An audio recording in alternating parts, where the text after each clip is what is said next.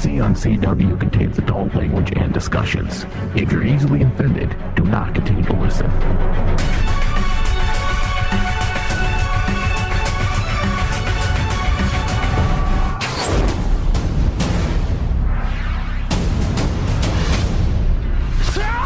My name is Oliver Queen. You died.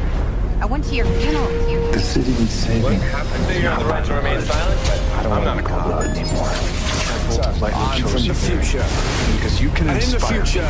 My name is Barry Allen, and I am the fastest man alive. Supergirl. You people become a team. Hey, cuz. it's good to see you. This looks like a job for the both of us. None of you Absolutely. Heroes. You're legends. You have failed this city.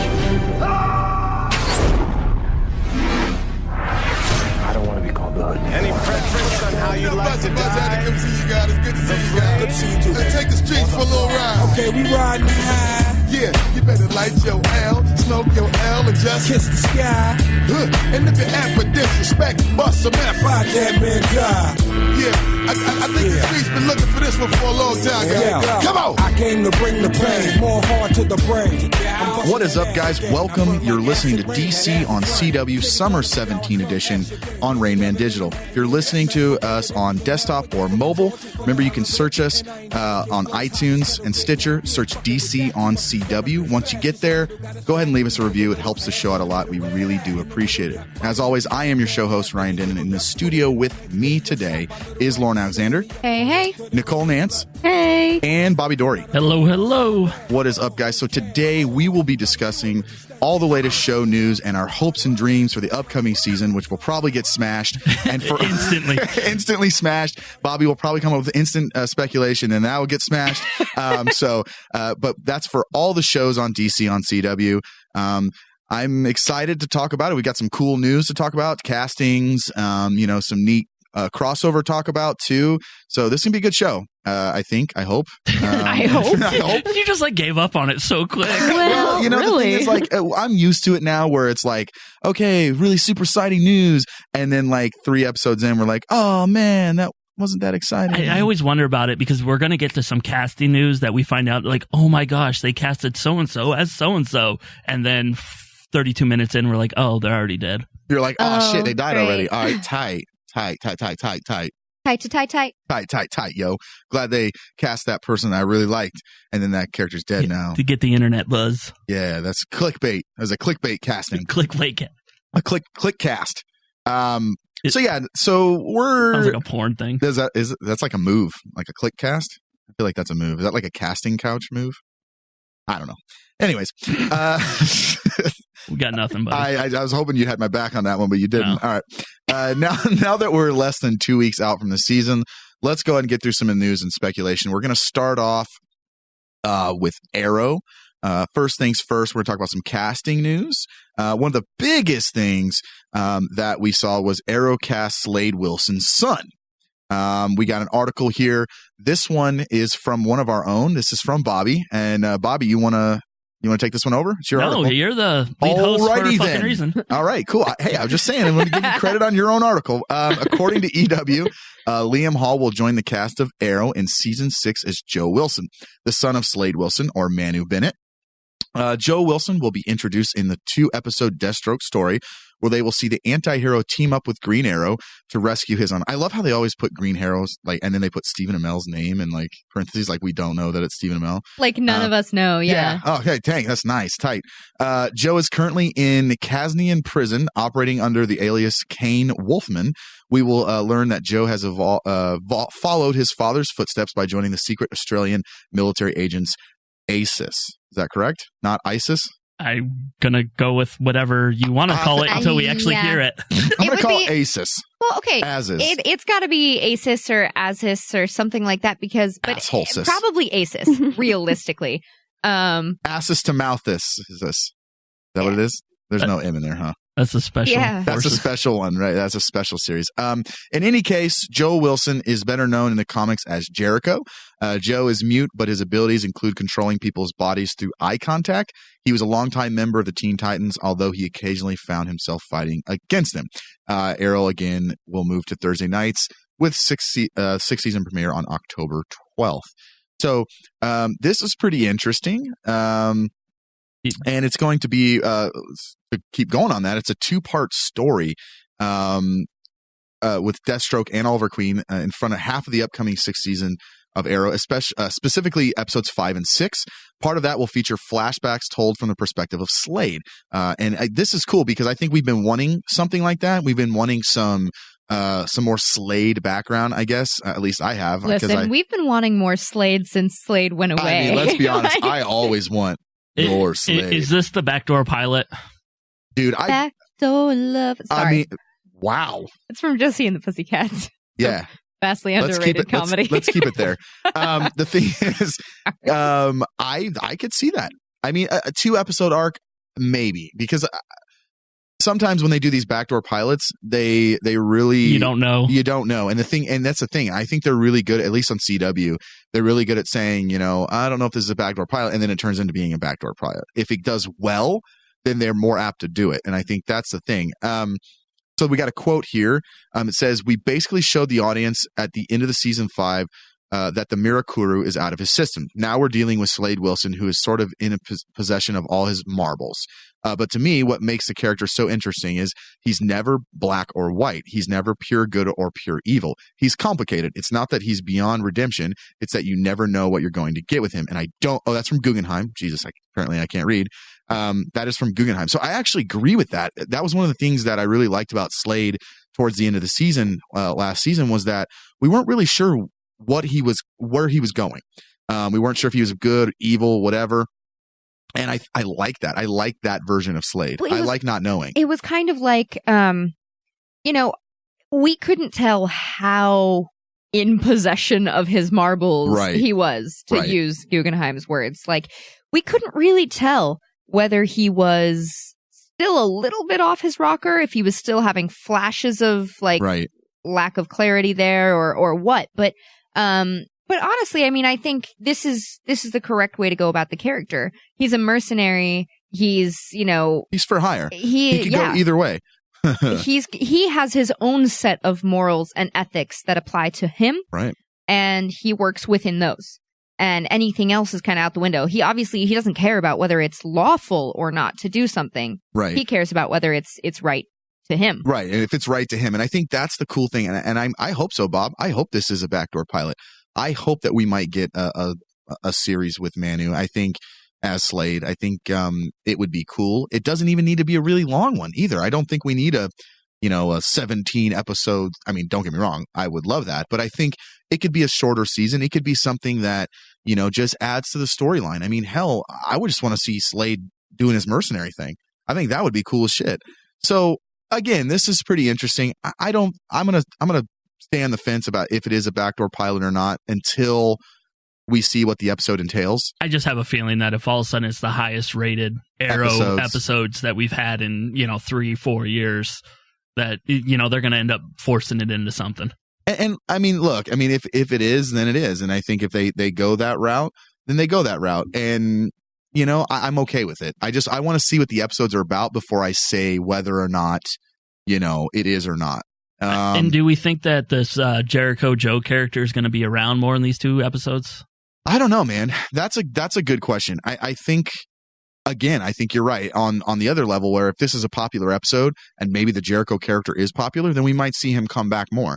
I think this is a feeler out to see what they want to do with the character, because I mean, let's be honest, we all didn't even think we were going to get Slade until the end of the season when he popped up. And I think now that we've got it, I think they're testing the waters on what they want to do with the character.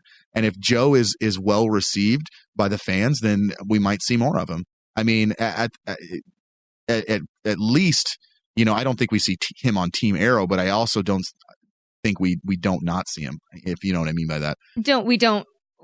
He'll be around in the show, but he might not be on their team. Right, exactly. Yeah, that's sure. That's what I meant. They don't like to just throw good characters in the trash or even characters that have any sort of interest from fans, they'll make them pop back up absolutely at one point or another. Or, they'll just get rid of him like Roy Harper.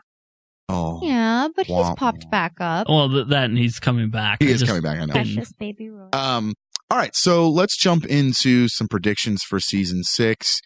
Who dies?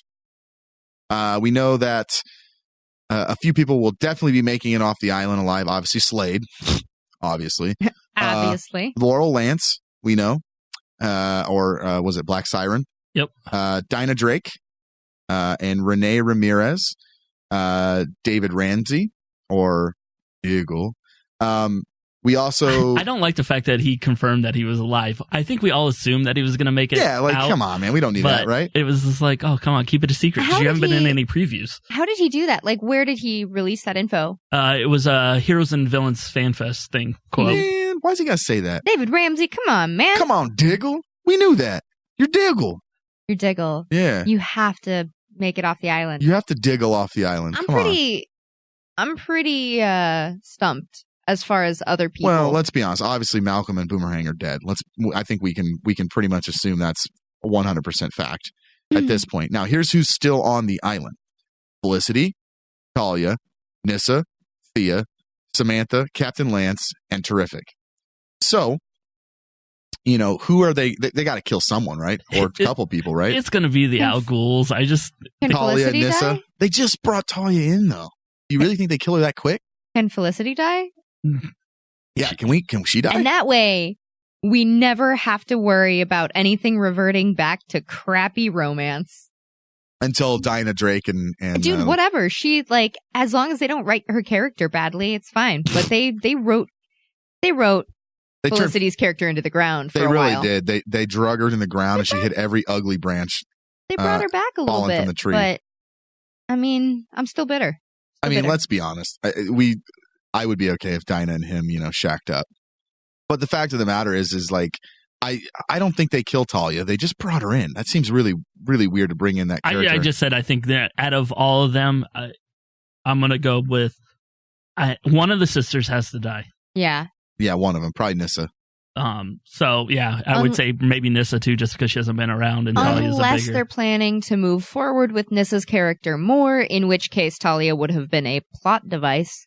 And then they could kill her. But, you never know. I don't know. Does Lance die? Lance dies. You think Captain Lance is gone? And I think Samantha, I think we know Samantha dies. Yeah. Terrific doesn't die. No. And I think Captain Lance dies because then that fucks up Wild Dog. And then that's another Lance that Oliver somehow fucked over. Yeah. Screwed up. Everything I touch dies. Oh my God. Every Lance that I touch dies. This is the only one I haven't been in. Oh, damn. Bad. Why? Oh, man. That is awesome. I wish I would have fucked him before he died. Then he would have been okay. No, then he would have just gotten brought back. He would have still died, but he would have been brought back. Yeah, if he dies and he comes back, yeah.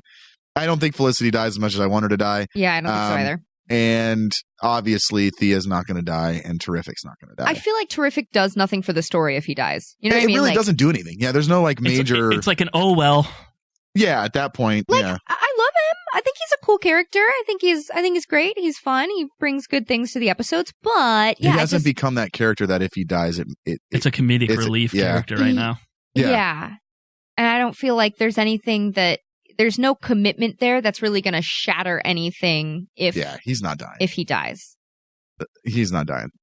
I've seen him suited up in the Terrific suit in filming. He ain't dying. Yeah, I feel like they didn't set Thea up to die either. It feels like they're still pushing through more stuff with her. They got more to talk about with Roy's Thea. Coming back, so... Yeah, now Thea's dead. Maybe that's why Roy comes back. Thea's dead. Maybe there's room for a Red Archer because of her being dead, even though she hung up the suit. I don't know. That would suck, though. No, man, these predictions are hard. Yeah, these are hard. What do you think, Bob? Because you're like the king of predictions. I still think Roy Harper is going to end up being Vigilante. Sorry. Did you forget about that prediction? I know. She wasn't on Arrow a lot last year. That's right. That's right. The last episode I was on, too, was the gun control one. Yes. That was the last episode of Arrow I hosted. Yeah, so I still think Roy Harper's going to end up being Vigilante, and I think he'll have another, reason if, I can't believe I didn't think about that. I think they're red hooding him totally. They're totally red hooding him, yeah. Oh my God. Because they said it was it's going to be someone that they know, or at least that Oliver knows. Yeah. Well, they said it. Like Stephen Amell or someone outright said the Vigilante's identity, it's not going to be it'll be a surprise, but it'll be someone that Oliver knows.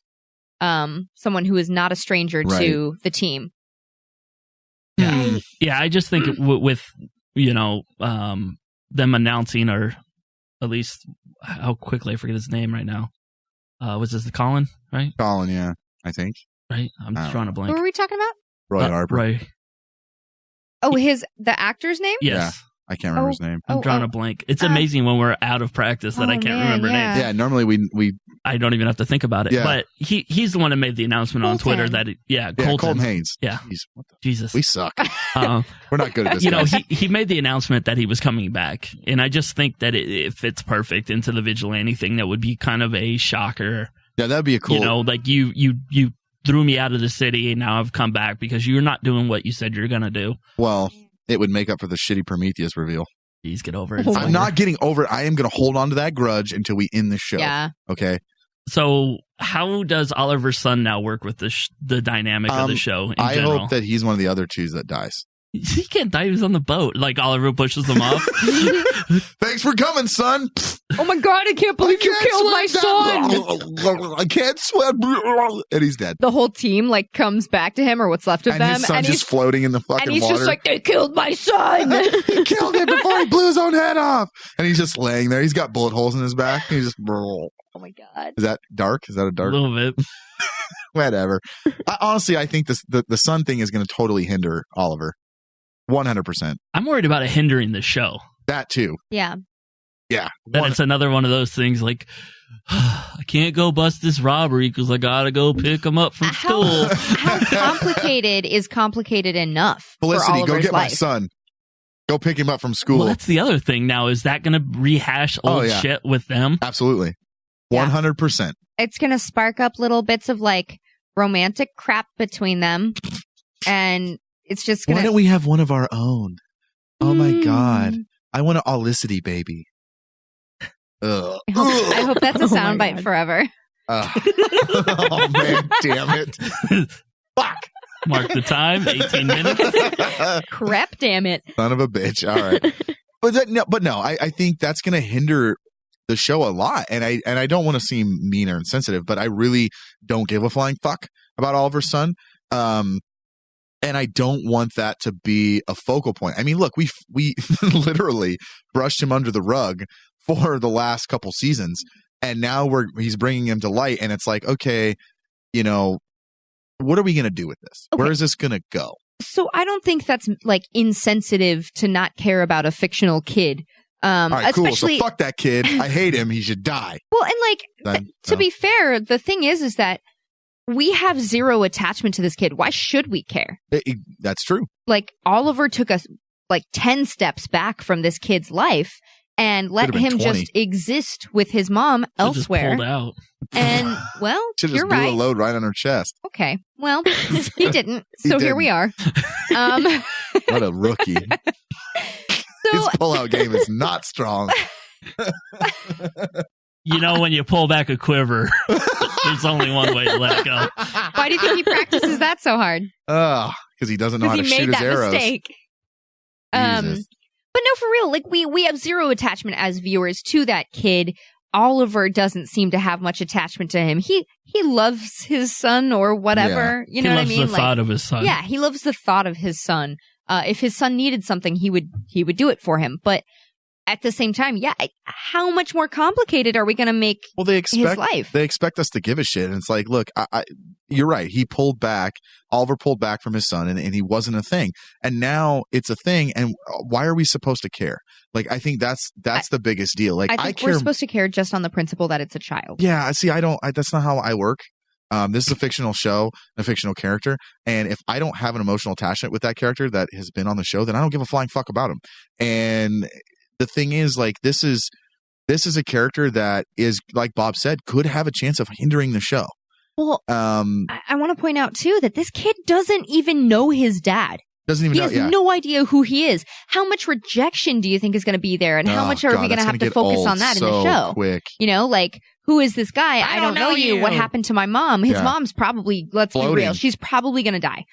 She's not going to make it off the island, and then it's going to be a whole thing. Oh, God. And why is my mom dead? It's your fault. I don't. No, son, it's your fault because you ended up telling Prometheus who the fuck you were. Yeah, you. I don't want to shit on like the show before it starts. I'm not shitting. I'm shitting on the character.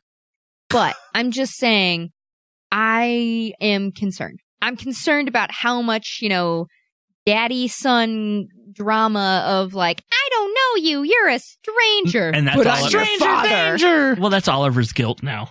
Yeah. Oh, God. See, I just don't want episodes of that. I don't want to see that shit. Send him away. Send him away. Send him to fucking Ra's al military school. Yeah, send him to fucking League of Shadows. Fuck him. League of Assassins? Yeah, League of Shadows, whatever, same thing. Anyways, so now we're going to let Lauren take over for Supergirl. I'm going to go ahead and get my phone out. Hold on, so I can just drift away. All right. Shut up, Resident Brian. whiner, go over in a corner. Supergirl. Saturn Girl is coming to Supergirl. Hailing from the 6th planet of our solar system, the one and only Saturn Girl will be arriving in National City this season on CW's Supergirl. Played by Bollywood star Amy Jackson, Saturn Girl will mark the U.S. debut of the British, apparently British. Did you just call her a British? British. What the fuck's a British? I forgot the R in British. The British-born British. actress. The British-born British. Quite. I mean, I don't know. She hasn't been in anything that's been really released in the U.S. Is she hot? She's very pretty. I always wonder when they make a point that it's a Bollywood actress. Amy Jackson is her name. That's like a $1 billion place stunning. that already knows her. Yeah. 1 billion people. Holy macaroni. Yeah, now we have your attention, huh, Ryan? Wow, maybe I have to start watching maybe. Supergirl. Holy Nikes. She's really pretty. That's an understatement. I feel like she's gorgeous. And she's going to be playing Saturn Girl. Wow. I mean, I don't know how they're going to work her in. And I know how I'd work her in. Okay. Well, I have okay, let's go here. It's going to have to be a way to get Mon-El back, right? Oh, probably, because he's in the Phantom Zone or whatever, and she finds him. Yeah, I mean, it's gonna have to be something like that. Honestly, I mean, I don't know. I think we're gonna see a lot of lesser talked about characters. I think we're gonna see a lot of characters like that just kind of pop up with Mon-El, or as a way to get him back or something like that. It has to be connected to him. I don't know when we're going to see her. I don't think there's any news of like how far into the season she's going to show up. No, I was just straight casting. She is connected to, aren't we getting, wasn't there talk of something related to Chameleon Boy at some point or something? If there was, I didn't see it. Maybe I'm going crazy. That's a good possibility. Who knows? In other casting news, though, we've got Odette Annable. She is going to be playing Rain, who is our new big bad. Ooh, let's see what she looks like. Well, I mean... Nope, that's not going to work. She is also pretty.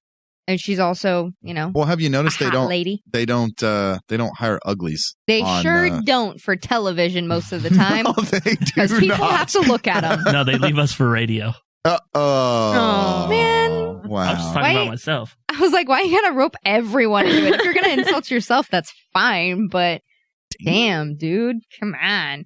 All right, so a little refresher. Rain was one of 5 world killers created by Zor-El, who later regretted that decision, but whatever. It's just, it's gonna be 2 superpowered people who are pretty close in strength and everything, facing off this season. And I hope that it's not another hey, this is the big bad, but just kidding, we're going to save it until the very, very, very end. Holy mackerel. Yeah, that's a, you know what I mean? She's Like, a very pretty girl. I hope that that's not what happens. I hope that she has a Grail-like like Monty relationship. Python, No. Okay. I hope that Rain is to Supergirl in this show what Grail has been to Wonder Woman in recent DC comics. Sorry, I with, wasn't like quite... Darkseid War and stuff. So I don't know. I mean, I hope that there's like ties there and things like that. Yeah. Unfortunately, the website that I found that article on looks to be down right now. But basically, what they said is that she has more of a personal relationship with all these people. That it's not going to be like an out of nowhere, that she has some kind of history with Supergirl that made her the way she is. Cool. So so it will be then. Yes, it sounds more like it's going to be like her origin came from something that Supergirl did, and now she's out for revenge. So cool. Again, TV Insider wants to take a shit, and that's their fault. Hey, yeah. All right, let's talk predictions. So, I mean, Jeremiah Danvers, are we going to see the end of the end of the end of his story? Probably not. I feel like they're just going to drag that out forever. You just got to keep make sure that he can keep forever. Yeah. Just keep coming back, man. I don't know. I'm really hoping they wrap it up because as cool as he is, Dean Cain, not Jeremiah Danvers. They seem to string this story along now. Yeah. Because I think we all three of us can agree that we thought this was going to be over by the end of last season. 100%. Yeah. I mean, we thought the Cadmus thing was going to take care of it, and now it's like, oh, he's gone again. And with the end of the season, you know, we've got so many other characters to talk about, so many other things. We've got new characters that are going to be introduced. Like, what does the future hold for Lana? Is she going to go full Luthor? Is she going to, you know, stay Team Supergirl? What the hell's going to happen there? I mean, I would love to hope that Lana forever stays Team Supergirl. You think? You don't think she'll go full Luthor at any time? I don't know. That's why I said I would like to hope that she stays Team Supergirl forever. Is it too predictable? I feel like it is. And I know that there's definitely room for story arcs where that relationship is tested and where maybe she does, but we've already had that. 2 seasons in, we've already had those little story arcs, or like even just one episode stories where we question Lana's integrity or her moral compass, and we go, oh, is she now working with the bad guy? Does she know, you know, what that is? She is the whole reason that some major events went down, because she was working on the technology, which with shitty McBitchface. And sorry, that's the official character name. It totally is. It's on IMDb. Yeah, Google that, Ryan. Shitty McBitchface. All right, so I mean, it's just, I feel like any more of that within a season or 2 upcoming would just be too much, you know? Shitty McBitchface. He's really Googling it. I found cunty McBitchface. Sorry. Perfect. Yeah. Oh, that's No, I think shitty that's even better. McBitchface. Let me see what images pop up. Stupid. But I mean, I don't know. What do you think, Bob? Does she find out about Supergirl? Like, because she still doesn't know about Kara, right? I think that do we finally? I think we might see that this season. It got so close to home last season, especially towards the end, that I think it's going to be a plot point of this season. It already was, and Kara was already starting to feel a lot of guilt about her best friend not knowing who she is, when she has a respect for, you know, other alien species and races and whatever. Yeah. And she thinks that their relationship is totally open and honest. I think we're going to see something that is pivotal to their story happen this season in regards to Kara and her secret identity and withholding that secret from Lana. I think if anything does set her full Luthor, even temporarily, it's going to be that she's hurt that she wasn't told, that she wasn't in that inner circle. Nicole, what do you think about it? I can totally see it being one of those storylines where she finds out and like, she's upset, she's hurt, and she's like, well, basically, fuck you, and like goes off, and we are led to believe that she goes full Luther, and maybe she does. But then there's going to be something where it brings her back, and then she's going to be the one to come running back and saving them at a dire point of need. So you think they chase her away only for her to realize that she was getting protected or something, and then coming back to save them at the end? Yeah, something like that. I could see that. Yeah. I could 100% see that type of story happening. That's something that I've kind of been like predicting or whatever for a little while now, because it just seems like they're going in that direction. And that's what I've been seeing. Yeah, I would like to hope that that's how they're going to do it, and not just like Lana's a Luther now. Bye. Yeah. Let me get that let's power suit of Lex's and just pew pew pew pew pew pew pew pew. Mon-El is the big question. He's got to come back the way they left it. He's getting home. He's gotta. For Nicole and myself, he's gotta. God damn it! Gotta have the eye candy back, right? He's too wonderful. We need him. So hold on, who plays Mon-El? A precious, adorable human being. I'm looking right now. An adorable cinnamon roll. Yeah. Wow. Is he really? gooey in the middle? I mean, sure. Really? Come on. He's very charming. Yeah, what's wrong with He's him? very charming on the show, right? He's extremely charming. Listen to on the Bob. show. He's extremely charming on the show. I'm not gonna lie. I'd fuck him. Oh, really? You would. He's got pretty eyes. I don't need a change.org thing to make me go buy for him. So cute and charming. All right. Anyway, okay, so okay. moving on.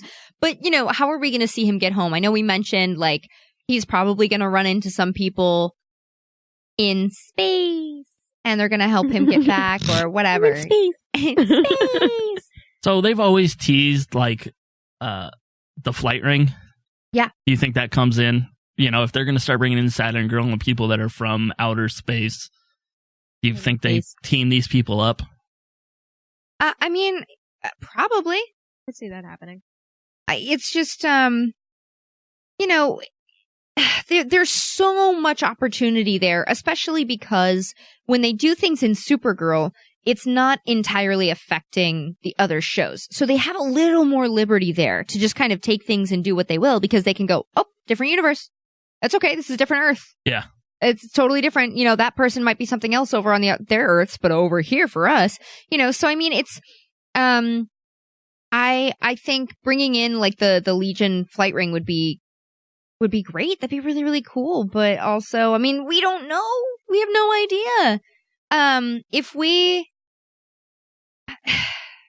I hope they bring in cool characters with it. Like one of the, well, cause Ray's coming.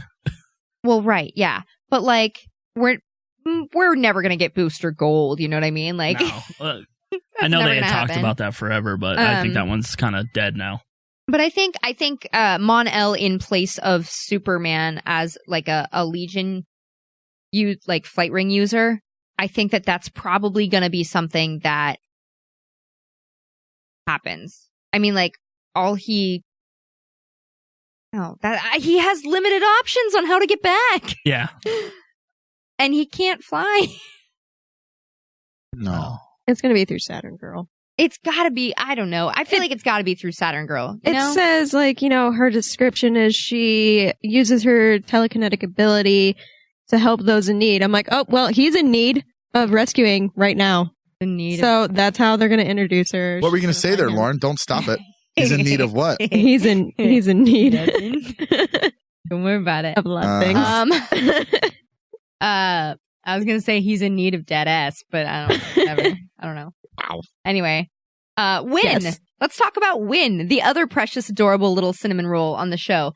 I mean, I don't know what's in store for him. He has really cemented his place within that team, within, a whole organization. But there's always that history of his family with Toyman and everything like that. And anytime he's underutilized or pushed aside, there's always that question of, is this the day? Is this the day? Is this his one bad day? And I don't really see that happening, especially because he's been so upfront with his feelings and stuff. Like when he gets pissed off or when he feels like he's being left out, he lets it boil for a little bit and then he says, you know what, screw it. You are treating me like crap. You are not letting me do things to my full potential. And I don't appreciate not being a full member of the team. Like, I don't see him going evil. Okay. They always plant those little seeds. I don't know. Nicole, what do you think? Sometimes you got to plant seeds. He's also like the comedic relief as well. So I can't see him going evil. Love him. He's great. Adorable. He's a wonderful character. He is part of what started getting great on Supergirl in the first season. You know, the episodes with his dad and stuff like that. Like, that's where the show really started taking off. And I feel like he came into his own as a character. And then the other actors started, like, coming into their own as those characters. And I would credit him with launching that show into a better zone. Not entirely, but, like, really helping. Because those episodes were where it really got good. And I've been hooked since. So, I don't want to see him go evil. I don't want that for him. I want that to be something that he keeps in the back of his mind because of his dad that spurs him to be good and to be, you know, a better person. Totally, 100%. All right, with that, we're going to go to a quick break. And when we get back, Ryan doesn't have to listen to us talk about Supergirl anymore. Hooray! Oh, sorry about the limo. Love the wheelchair. Might I suggest motorized? DC on CW. We'll be right back.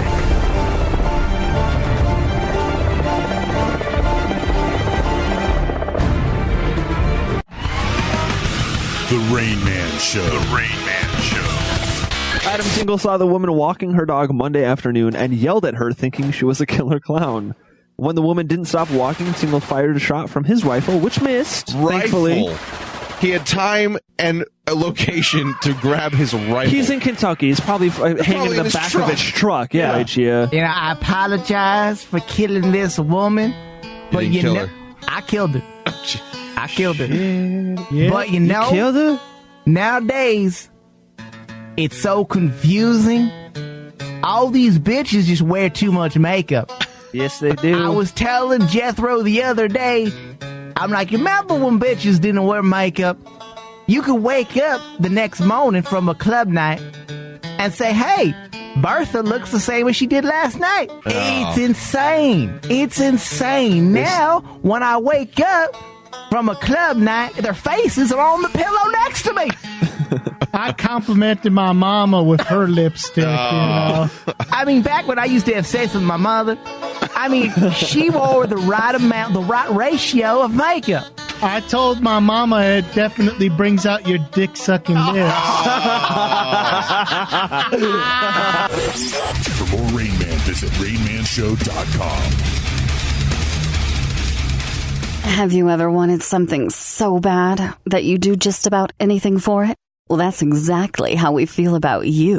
That's right. AdamandEve.com wants you so bad. We're giving you 10 free gifts with your first order. You heard me right. That's 10 free gifts to spice up your love life. First, you'll get a sexy surprise for her. Second, an adventurous toy for him. And third, a little something we know you'll both enjoy. Plus, you'll get 6 full-length adult movies on DVD. And number 10, free shipping on your entire order. That's 10 free gifts for you shy types who've never tried Adam and Eve before. Just go to AdamandEve.com and select any one item. It could be an adventurous new toy, a sexy piece of lingerie, or anything you desire. Just enter offer code DEAL30 at checkout, and you'll get all 10 free gifts, including free shipping. That's offer code DEAL30. That's DEAL30 at AdamandEve.com. You're listening to Rain Man Digital's DC on CW.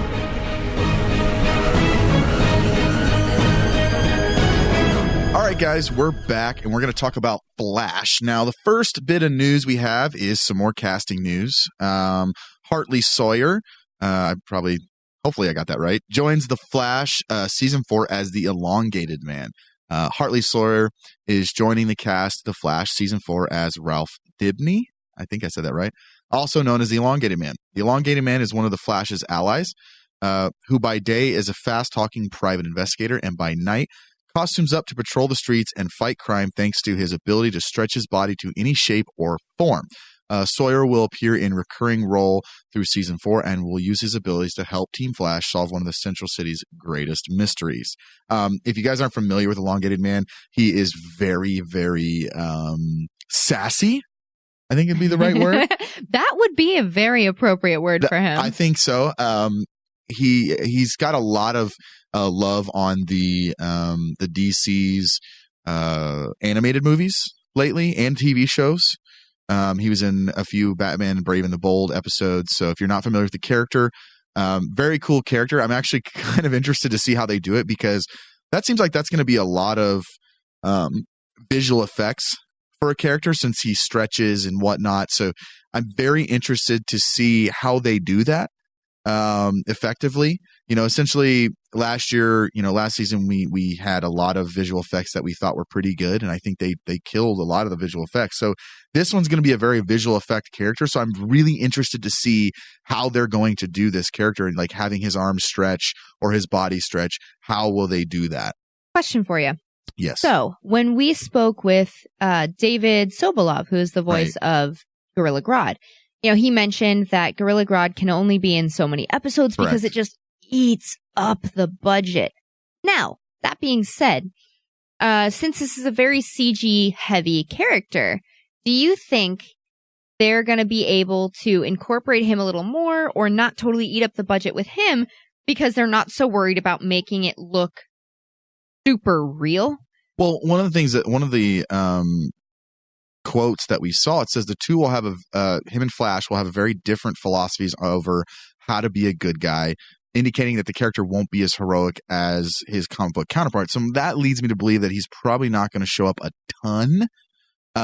They might have him kind of here and there and sprinkled in. Sure. But yeah, that's a tough one because if you've got a very visual effect character, I think we see more of him if the character is well received. Yeah. I feel like too though. So here there's a clear difference here between those two CG characters. Right. When you're animating a gorilla that's supposed to look like a real gorilla, you have to pull out all the stops and you have to try and make it look as real as possible or else it's just cheesy. But with Elongated Man, he's always gonna look a little cheesy because human bodies don't do that shit. So do you think they have a little they can take a little liberty there and just be a little silly with it and not have to worry about this has to look exactly perfect like a real human body stretching in a way that doesn't exist? Well, I always thought too with Elongated Man, he was kind of a goofy character anyways. I mean, let's be completely honest. It's Reed Richards. I mean, we're looking at Mr. Fantastic, basically a ripoff, or I don't remember which one came first. I mean, his significant other is Stu. Right. Yeah. I mean, let's be completely honest here. So I think, yes, I think you're right, Lauren. I think they definitely have a little bit more liberty with this character to say, okay, we don't have to really make him look 100% when he's stretching, or there's got to be a way to do it where it's not like, a straight up arm stretching. There's got to be another, not goofy way, but kind of a cool way for them to do it without making it look, completely over the top, I guess. See, and I'm hoping they're not going to do some cheeseball practical effect of where you think his arm's going around the corner and they just kind of throw a stick with an arm on it. That would be awesome, dude. You know what totally I mean? Like a guy holding a stick. Yeah, just holding a stick and his arm's longer now. That would be amazing, dude. Whoa! Look at how long my arm is. Yeah, I don't know. That'd be weird. I think there's got to be a right way to do it. If he is going to be very visual effects heavy, they could do it in a completely different way. Who knows? But like Lauren said, if they just green screen part of his arm, you know, and have to animate over that, it's a lot different than making a group of gorillas. Also, he's going to be wearing a suit probably over his skin, and that's a lot easier to replicate like than fabric. Just skin. Yeah, than skin or moving hair on a gorilla. Yeah, I think this is going to be an easier shot for them. For sure. I just think they have to do it right if they want it to really not look goofy. You also got to remember that the villain's not a speedster this year, so we don't have to animate two of those. That's very true. That is very true. We don't have to come up with a practical suit halfway through the season. A different color Flash going across the... Yeah. It'll just be a rubber dude. It'll just be a rubber dude. Rubber dude. Hey, what's up? I'm Rubber Dude. Oh, okay, cool, man. What's up, Stretch Armstrong? I'm Trojan Man. What? Rubber, get it? No? All right. Gross. All right, let's talk about some more. The next couple are casting news here too as well. The Flash casts Sugar Lynn Beard. Is this first name Sugar, last name's Beard? Yep, Sugar Beard. All right. As Hazard. Fucking hippie. I wasn't going to say it, but what the fuck? Oh, it's a chick. I'm an idiot. Sugar Lynn Beard has been cast. I'm sorry, that is just, wow. Has been cast as Rebecca Sharp, a.k.a. Hazard, for the 4th season of The Flash. Sharp is described as perpetually down on her luck and convinced her life is cursed until a freak accident, of course, changes everything. With the universe on her side, she poses a threat to both Team Flash and Central City. Hazard first appeared in Infinity Inc. number 34 back in 1987. Now, this sounds like to me this is going to be a filler bad guy. Villain of the week. Villain of the week. And we will see this one come and go as quick as possible. I just want everyone to know that she's itty bitty. What does she look like? She's 4 inches shorter than me. She's 4'11". 4'11"? She's shorter than me? No way. Yeah. Hold on. I got to see what Talk about being down on your luck as a midget. She's super cute though. She's just really petite.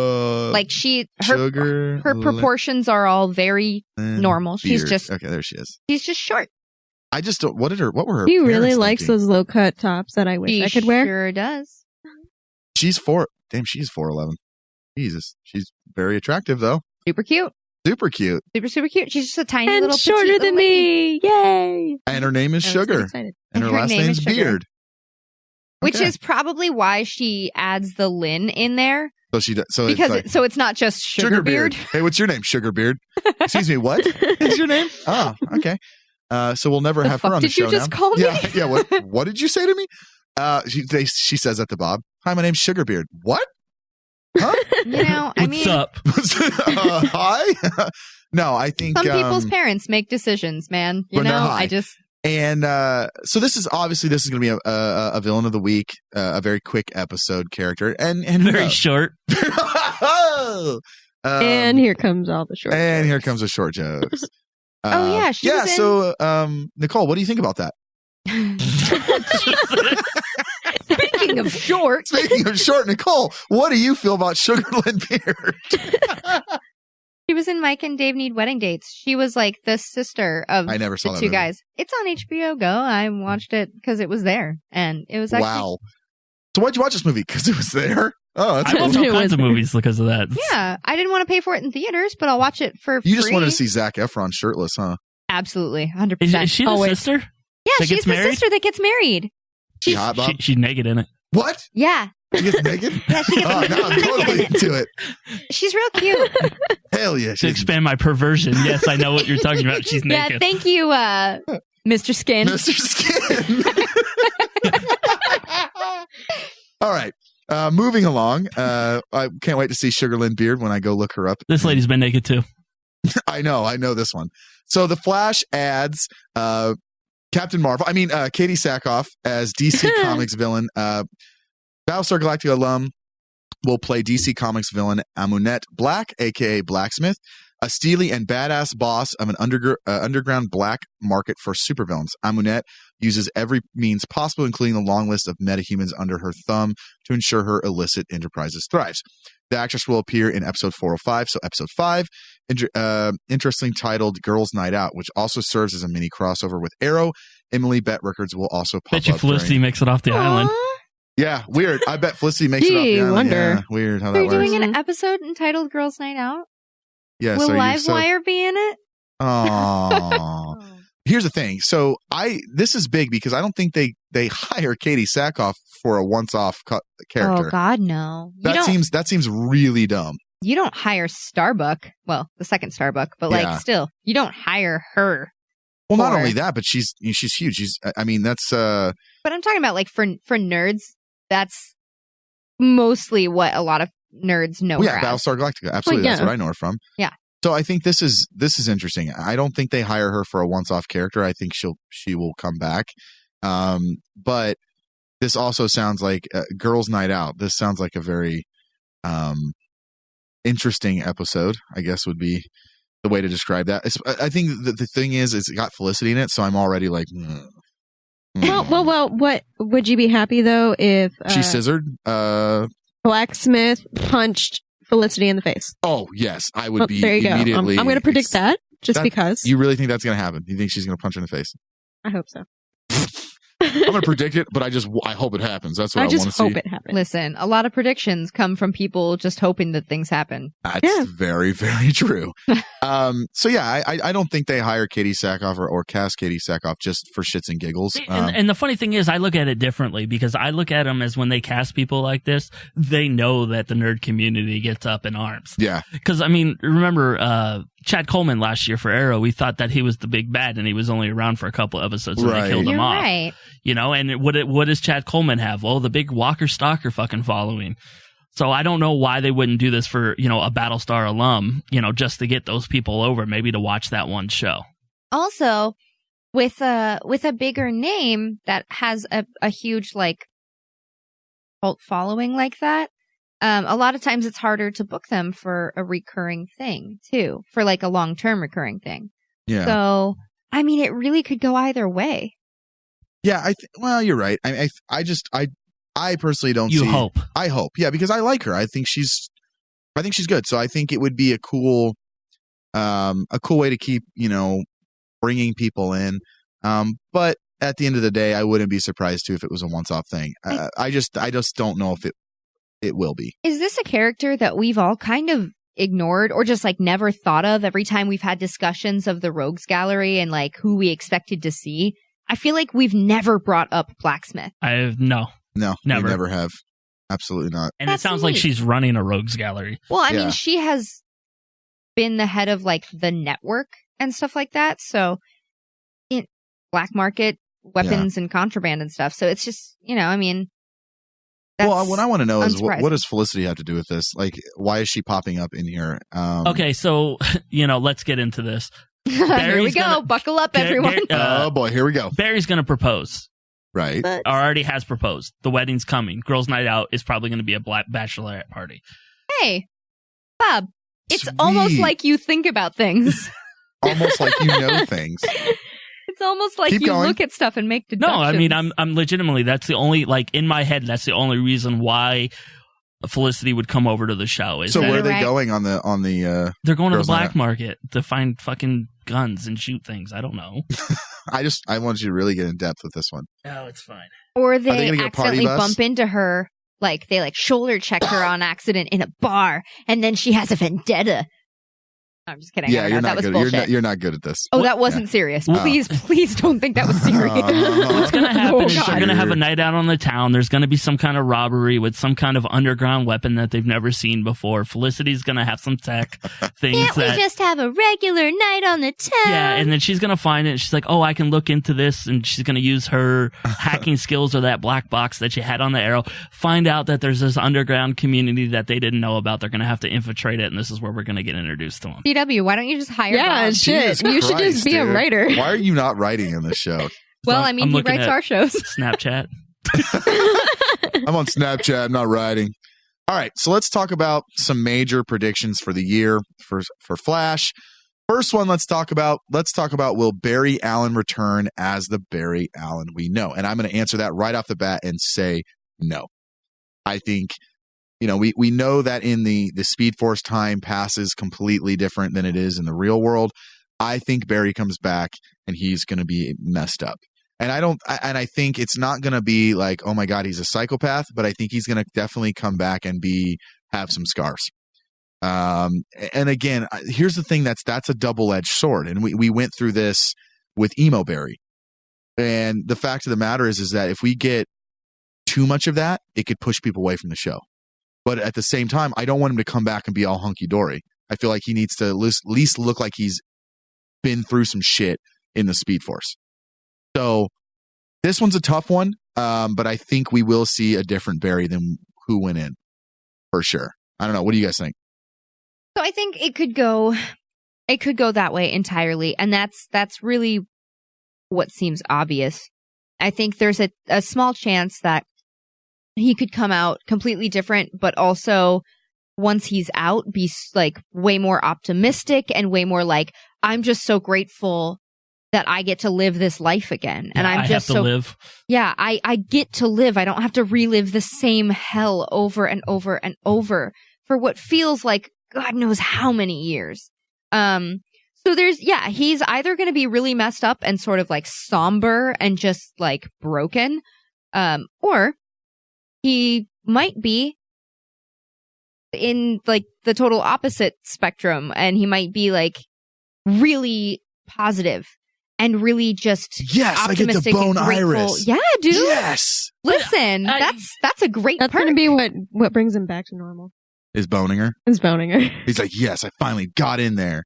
No, I honestly, I think it's going to be one of those things, like you said yourself, that the Speed Force, the time doesn't pass right. So he doesn't know how long he's been in there.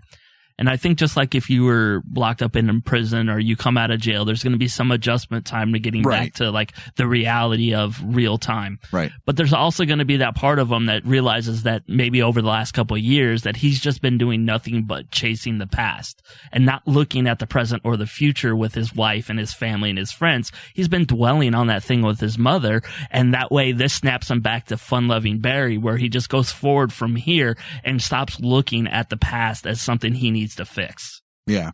Done. I feel like he's gonna be messed up at first, but he's slowly gonna come back to being the Barry that they knew to an extent. Maybe a little bit less fun-loving. I think we need more. I think you're right, Nicole. I think we need more middle of the road Barry. I think too happy-go-lucky Barry gets on my nerves, and then you have emo Barry, which is just awful. It's Spider-Man 3, and I don't want it. Yeah. We need the middle. We need a middle of the road Barry. I don't think we've really seen a middle of the road Barry, and I think that's what we really need. Okay, another one. What will the repercussions be for Cisco getting Barry out? Obviously, Cisco's going to be the way that he gets out.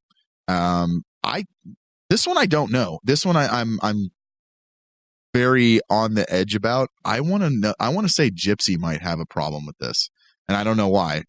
But this one's going to be interesting because Cisco obviously has to face some type of repercussion for getting him out of the Speed Force. I mean, obviously, we know that if the Speed Force doesn't have a speedster, what happens to the Speed Force? So this one will be interesting. I don't know who they replace him with at this point. Yeah, that's going to be tough.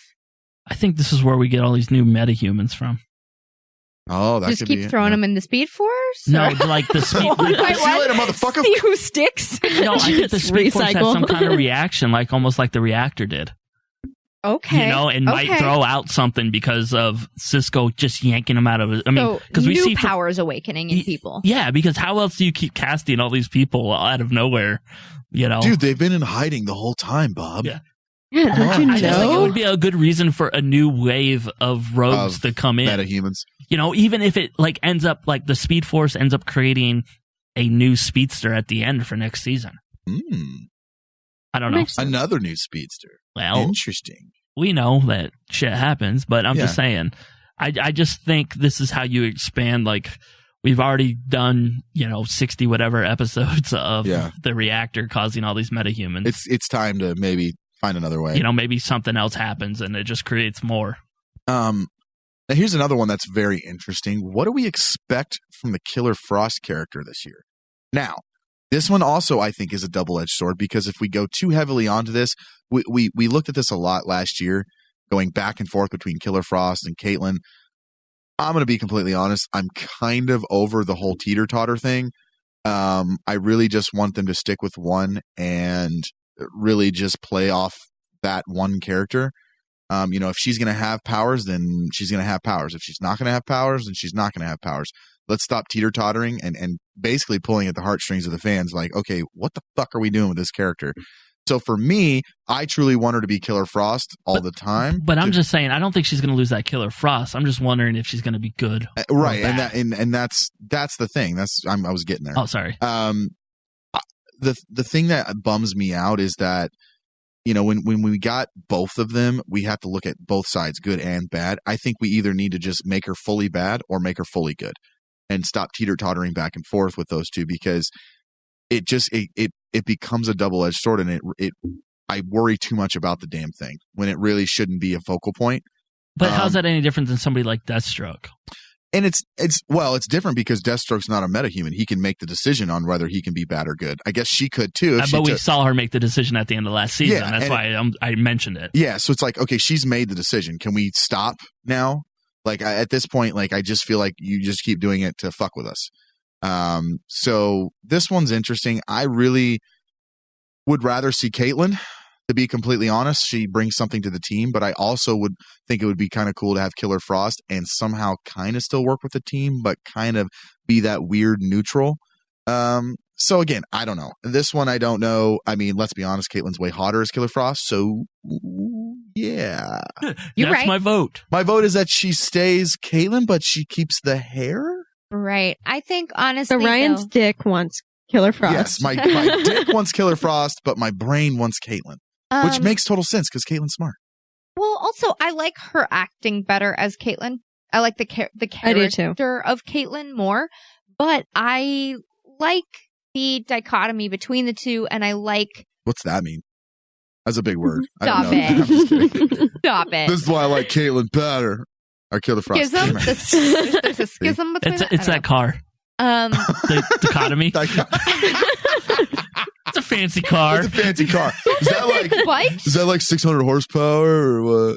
But honestly, I like the difference between the two character types for her, and I want that middle ground. You know, like Caitlyn is a great character, but she also has this tendency to like do everything on her own to try and put away that side, the Killer Frost side of her and stuff like that. And now that she's kind of opening up and saying, this is what's happening to me, you know, I needed help. And before she actually turned into Killer Frost, she was more open with everyone about that problem.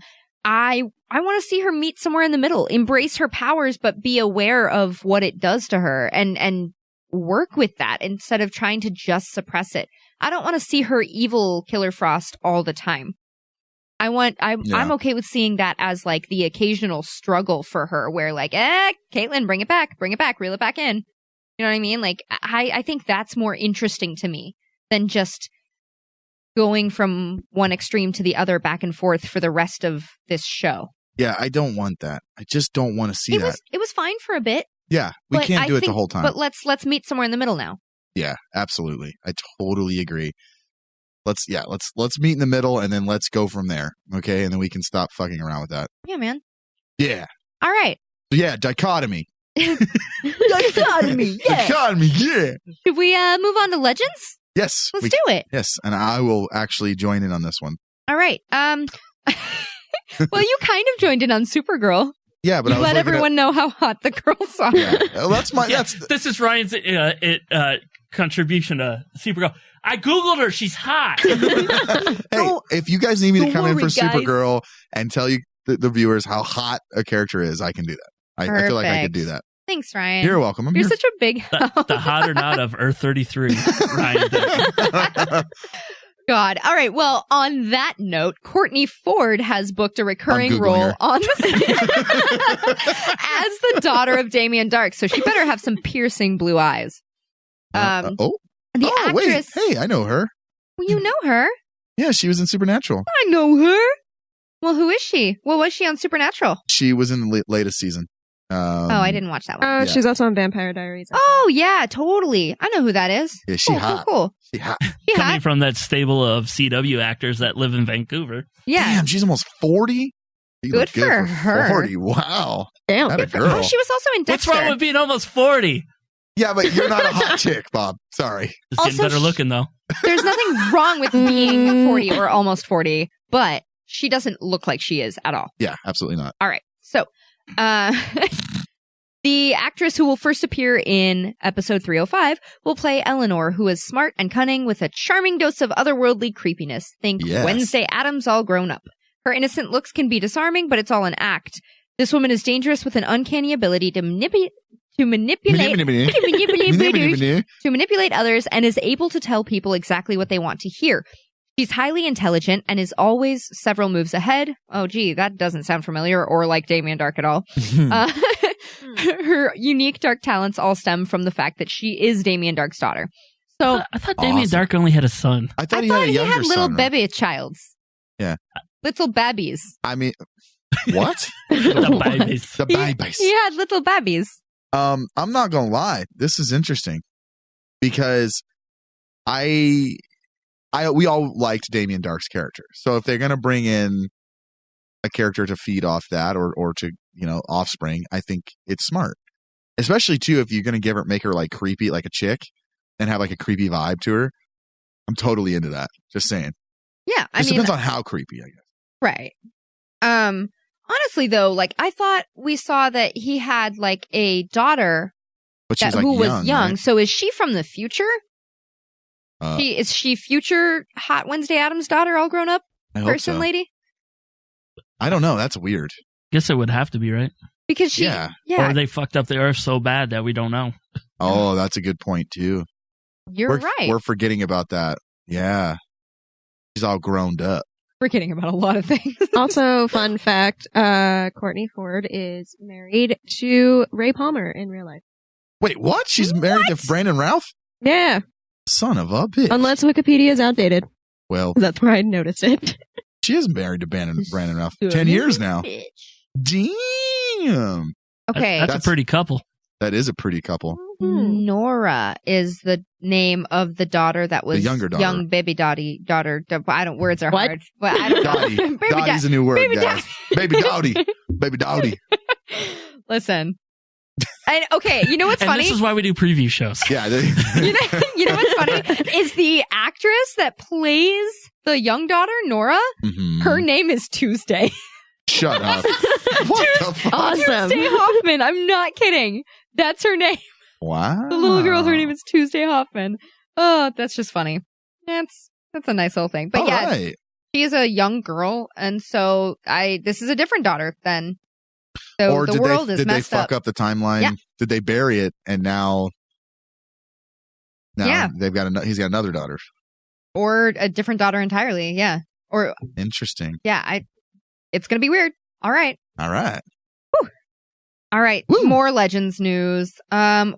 We have got, what was this? Was it a trailer and stuff like that? No, just go down to the article. It'll say season 3 villains.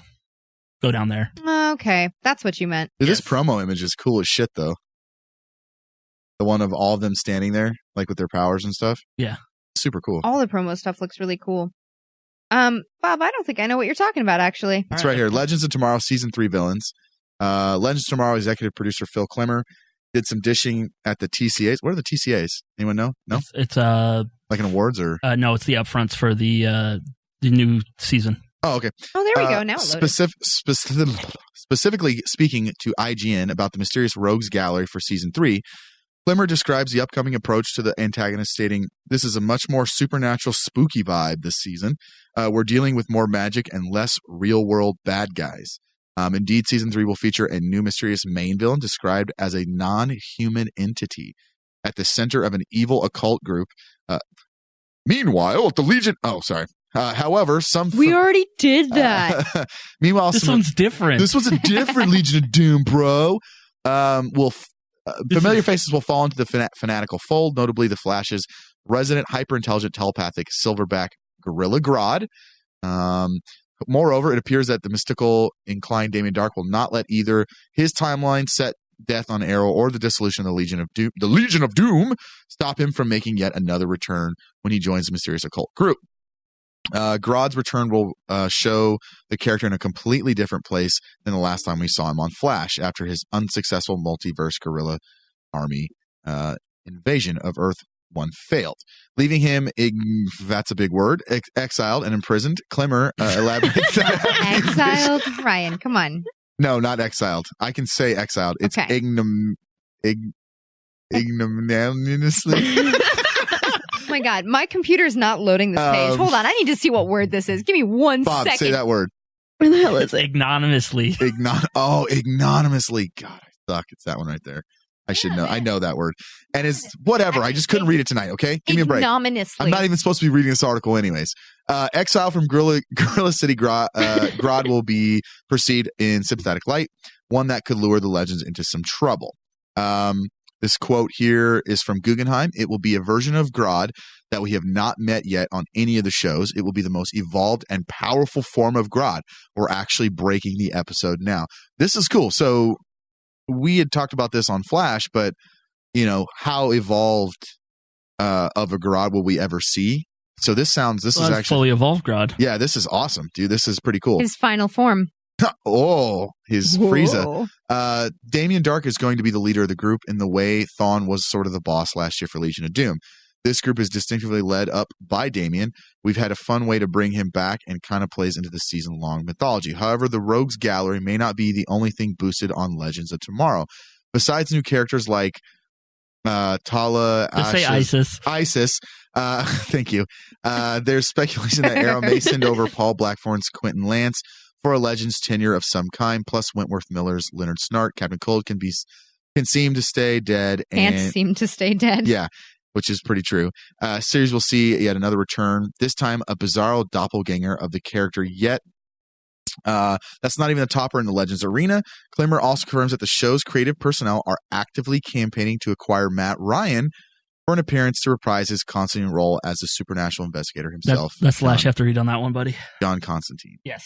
So that is pretty fucking cool. But I think we've always called for Constantine to show up on Legends because it fits what goes on. He can't have a show right now, so bring him in every once in a while. Yeah, he can come in and out, and he can, just keep the character fresh. When it's relevant, when it's important, they can call on him. They can stop back by or whatever. Same way they were handling Jonah Hex. Yeah, you know what I mean? Like I think that's a good call. Well, he fits in. He fits in with the narrative of Legends of Tomorrow, and I think the magic and mysticism that they're going to. Absolutely, I think if you here's the thing: if you're going to bring him in, he's got to be a couple episodes, right? Not just one.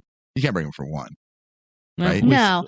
Well, I mean you could, but let's not because he's great. Have we heard anything from him about wanting to recur the role? I think he said he's wanted to, right? He is reprising his role in the CW Seed thing. He's voicing in the animation. What? I mean, it's animated, Dude, but first of all, that name is awful. CW Seed. Come on. Yeah, but here we are. CW wants to give us their seed. Gross. On that note, on that kind of topic of, okay, we would love to see Constantine on the show, but what other characters would we like to see that we haven't? Like, there's so many options because they're not really within the constraints of the other shows. They can pull a character from anywhere. Samesies. I still want Booster Gold. I feel like that Booster Gold and Blue Beetle together. Yes, that is one or two characters. Well, hell, how long have they teased freaking Blue Beetle? Ted Cord forever, right? It's like, come on, give us one or the other. I mean, the thing is, together, one or the other, it doesn't matter. The thing is, like with Booster Gold, it makes so much sense because of the time traveling. It's like, come on, just give us Booster Gold, even a flash of Booster Gold. I don't know. I mean, I'd love to see Matt Ryan come back as Constantine. Let's be honest. I think he's a fan favorite of all of ours. But we need to start bringing in some new characters, right? I mean, I would love to see more of the like mystical characters. Yeah, that would be because cool. like they're Dr. steering Fate. away from that. Yeah, Dr. Fate. Dr. Fate. I will always have my hat in the ring for Spectre to show up. I will always be. Give me some Jim Spectre Corrigan. of the Gun? I know, man. That was that episode. Ugh. What about Zatanna? Yes. I mean, that's pretty mystical, right? I mean, I'm that just trying is to. about as mystical as it gets. I'm just trying to think of characters that would fit. The only thing I worry about, like the Zatanna thing, I think she would fit in on the Supergirl a lot better, being a female character. But what if she popped in for a 1-episode thing with Constantine? Yeah, I can see that. And then she was received well by fans, and then she went to Supergirl. So can we just like start naming off the Justice League Dark on the characters we want to see? Like Swamp Thing, Dead Man, fucking Thing. Well, I the would thing love is, to see Dead Man. Dead Man would be cool. I posted a picture on our Facebook page that Guggenheim teased something that looked like Sandman's mask. Oh. So, and I would like to see those characters that they teased for season 1. Remember when they had those, like, you had to screenshot your phone and adjust the black level so you could see, it was like Sergeant Rock, it was Fate, it was like all them, and we didn't see anybody. Well, even in the Constantine show, I mean, they teased Dr. Fate with the helmet. Yeah, he always had it in his little, like, bunker. Yeah, and it's like, okay, Fate would be a really cool one because that would about as mystical as it fucking gets. I mean, let's be completely honest, besides Constantine. So That's interesting. I mean, you could argue for the Justice League, all of the Justice League Dark to show up, or one or two of them. And honestly, I think this is the show to do it. Yeah, this is a show where they'd be more well received. I mean, most of the people that watch these shows are going to say, "Hey, I watched Constantine. I know who that character is." So that one they don't have to really establish. But if you bring Swamp Thing, is kind of, I mean, that's Swamp Thing. Let's be completely honest. Most people know the name of the Swamp Thing, but the Toxic Avenger. Hey man, it's Toxic Avenger. But yeah, I don't know. I think there's so many characters they could bring in that would fit on this show. I mean, literally any character. They could make it work because of time travel. Yeah. And we're thinking of good guys. I mean, what about bad guys they could bring in? I mean, at this point, they could literally bring in anybody, for the show. I just don't. I always go with the good guys on this because I don't see this as being a villain of the week, bad guy driven show. It's not. They've kind of turned it into Quantum Leap. Like, there's a problem in this timeline. We have to solve it and get the fuck out. They just don't have a cool handheld thing like the dude in the show. Yeah. They screwed the pooch with the timeline, though. There's dinosaurs roaming, and that's the biggest problem. I'm going to call this right now 4 episodes. It's going to last 4 episodes. You think it's only going to last 4 episodes? Yeah, and I think so. And the reason being is you're going to have the timeline messed up. They've got to fix it quick to get the big bad rolling. And here's the thing, too, is unfortunately, we can kind of predict that because it's a CW formula. Yep, like absolutely. That's the same kind of thing that happened with... the first 10 minutes. That's You're true. right. Yeah. It could be the first 10 minutes. It could be the first 4 episodes. Oh. It could be like 2 episodes. I don't think it'll go more than 4. It's I think Ryan's two right. to 4 episodes, and I think once we get to a certain point, they'll get rid of it, or it'll fix itself, and then we'll move right into the big bad. It's going to bring us a new character who's going to be teaming up with them. So it's a plot device in itself. Yeah. And beyond that, maybe it's only even the first episode, and they just happen to see ripples of it like later. It's really not as bad as we thought. Yeah, I feel like, I'm going to say it's just like the first 1 or 2 episodes. I'm going to say that because this is bringing us our new character, Isis, who's not going to be called Isis because, we will call her Isis groups. All fucking year. Yeah, I will call her we sure by will. her No, it's a cool name, and it's the name of an Egyptian goddess. So suck it, terrorist group. Yeah, suck it, We assholes. don't like taking you. Isis back. We're taking it back, motherfuckers, because you stole it from us because never mind. Well, you can steal it from us. You didn't steal from us. You stole from the... Stole it from Archer. Yeah, go fuck some goats. Yeah, you stole from Archer. Duh. All right, so... Sons of bitches. But yeah, honestly, like, it is bringing us a new character, a new teammate to join the Wave Rider. And I think the more important detail of it is that we're going to see ripples of it. We're going to see lots of Ashton Kutcher butterfly effect things. Oh my! Throughout. That movie's bad. We're gonna see that. But though. it taught me the butterfly effect. Right. We all know that term now. It is socially relevant. Thanks, Ashton Kutcher. Educational film. Do they show that in school as an educational when film? it's a rain day and the kids can't go out for recess, they put on Butterfly. It's a science Learn movie. something, motherfuckers. Oh my But god. yeah, I think they're going to fix it with the help of Isis, and it's going to wrap up in the first couple episodes. Yeah. We'll see some fallout from it throughout the whole season, and there might be some major plot points that are existing because of that. But maybe that's how Damien Dark's daughter comes into the fold. I think so, yeah. And now we got to figure out. So I don't know how they're going to fix it. Does anyone have a theory on how they're going to fix it? This new girl's going to come in and they're going to do some stuff. It's got to be mystical, right? Yeah. I mean, just the way they've been describing the season. Mostly, yeah. At least mostly. I have no idea, but I'm guessing, yeah, like you said, yeah, it has to be something mystical. Or we'll find out that they really didn't fuck up the timeline, that they just jumped to like 4,020 something. And dinosaurs have re-inhabited the planet somehow because they keep making Jurassic Park movies and they keep getting out. Because they're making real dinosaurs for Jurassic Park movies? It's just Jeff Goldblum's like, life finds a way. Oh my I'm God. just saying, if Jurassic World 2 comes out and more dinosaurs get out, it affects the world. Yeah, it's smart. That's a great way to look at it, Bob. Right. I wish. One of the biggest reveals, though, that we've seen teases of is that Rip Hunter is now making basically a new Time Master situation, the Time Bureau. So what does that mean for his relationship with the crew of the Wave Rider? Do they follow him? Do they support him? Does he become a villain that faces off with them? I hope not. I Let's hope he's not not a do villain. the villain shit again. But do they clash heads at least? I feel like they do. I feel like I think this is what I ultimately think Rip is going to do. He's going to start the Time Bureau thing. I think he's going to be like that guy who gives them missions. The captain. Yeah, not the captain that's on the ship at all No, but time. like the captain in the typical police sense. Yes. God damn it, Sarah! I gave you an order and you disobeyed it, but good job. Yeah, and then he's going to go eat a donut. The fact of the matter is, I truly think that's what it's going to be. He's going to have an official capacity, but he's not going to be, official. Well, then the thing that kind of gives it away is that they say guest starring. Yeah. Darvel, like he's not listed as a permanent thing. It always says guest starring. So when basically, he appears. like when he tries to come to conventions here.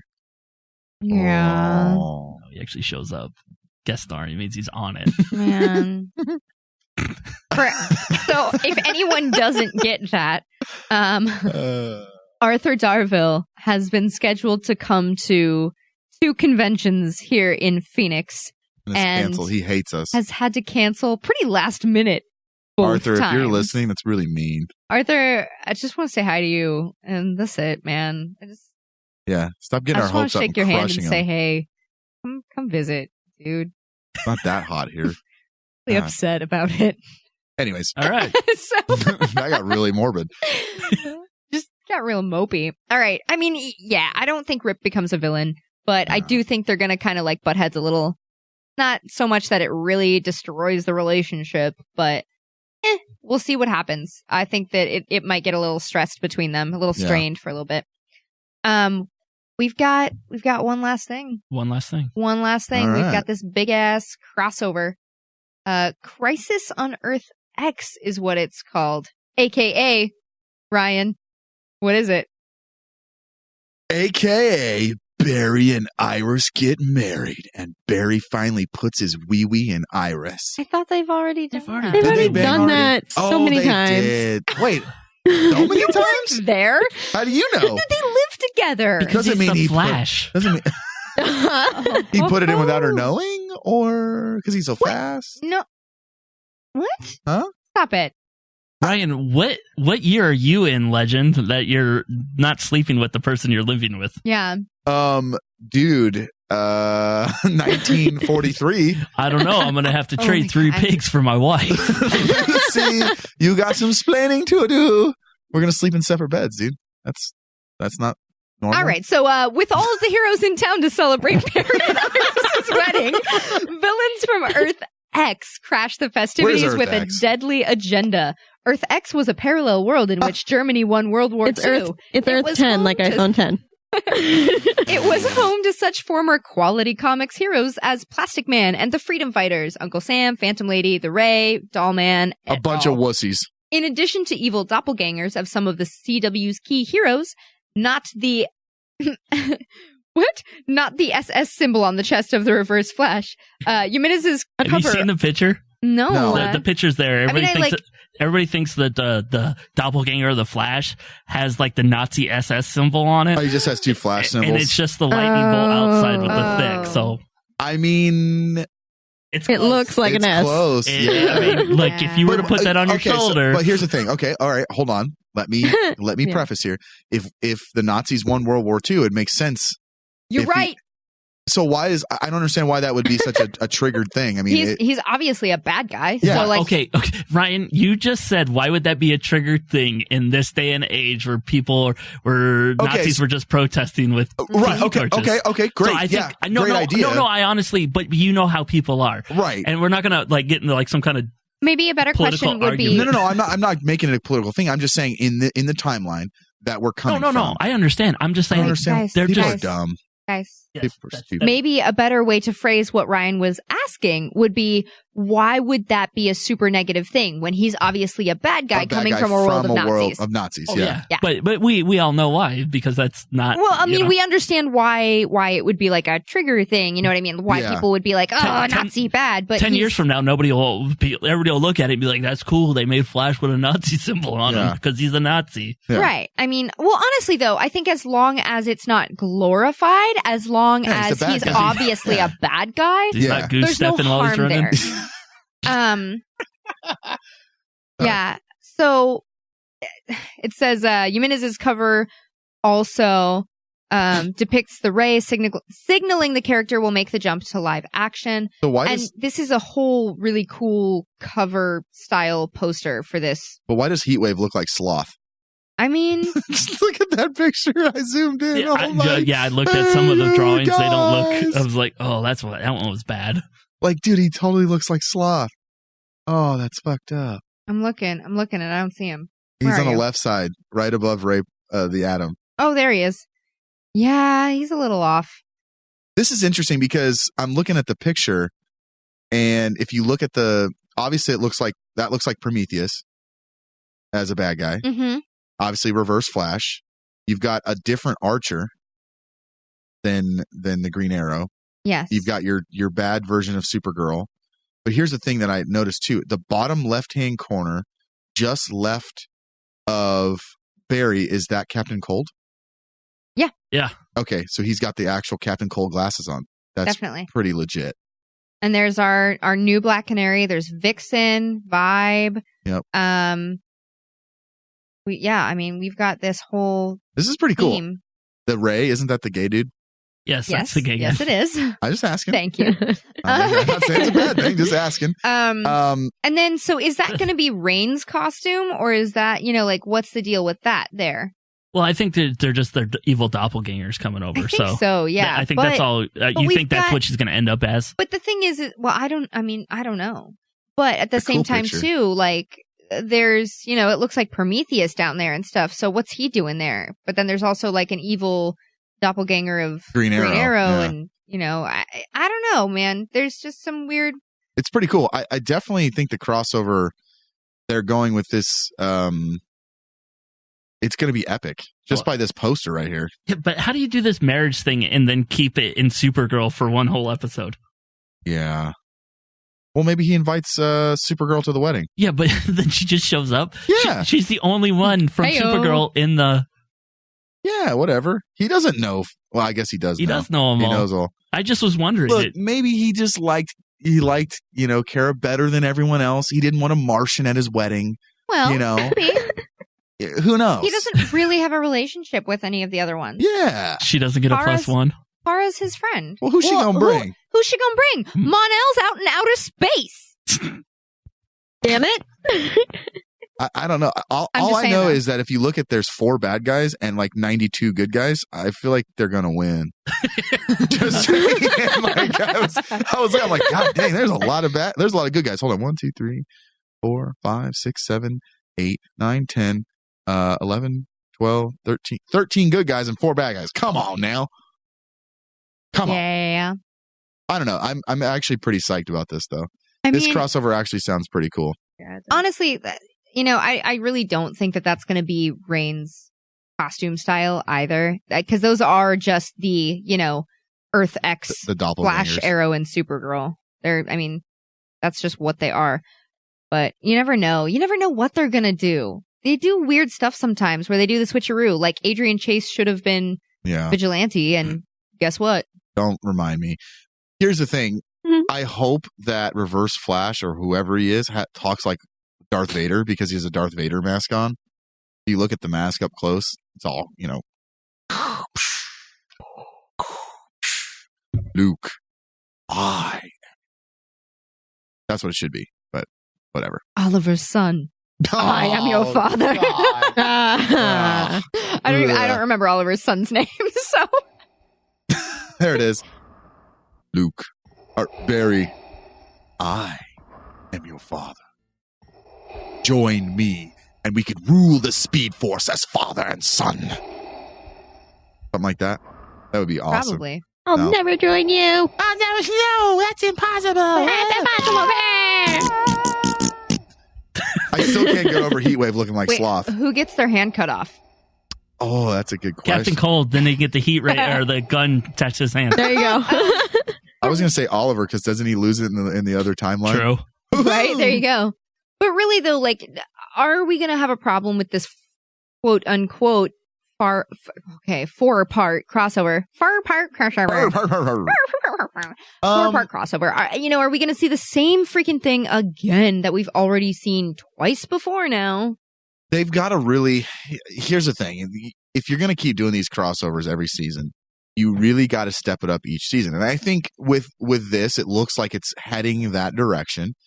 The thing is, if you're going to do a crossover, we kind of know they're going to win, right? Like, well, okay, my issue is the lack of it actually being a true 4 parts. Like they've said multiple times though, this is a true. They've said that every single time. Year. Yeah. Every single time That's they've true. said that. That's true. Unless Iris is going to there is no dresses on this earth that I like. I need to go to Earth. Like, I have somewhere we can go. Oh, God. I feel like there's a better way to do it. You know, Well, like you could do wait. half of the episode of Supergirl with like her doing her own shit in her own world and then, follow her over to the other universe in the other half. Like, okay, so let's whatever. look at this. Okay, let's look at this poster. This poster is going to tell us a lot. There's 4 bad guys. It's a 4-part mini crossover. There is a Supergirl-like bad guy. So why wouldn't that episode start with her with the Supergirl-like bad guy? Because, and that's the start of the crossover. She's in a different. I mean, I don't know. I don't know because then why wouldn't those the Earth X versions of them go to the to her Earth too? Like why would they go to different universes basically? Hey, look, I'm just saying. Look, it could. I don't know. It could start in her universe, and then that's where it. I mean, that's where they've been doing it, but it hasn't been going well. Whatever. Fine. We'll find out. God, we sure find. will. All right. On that note, we'll wrap it up there. We'll see what happens. And that's it for today's DC on CW Summer 17 edition. Remember, you can catch any of our past shows on the Rain Man digital app. And be sure to follow us on Twitter, DC on CW, Facebook.com/DC on CW, and Instagram is at DC_on_CW. Remember to hashtag us, hashtag DC on CW, whenever you're posting about us, talking about us. And we'll see you soon for the start of the season. Not in the mood for chit-chat. Gotcha. Ready when you are.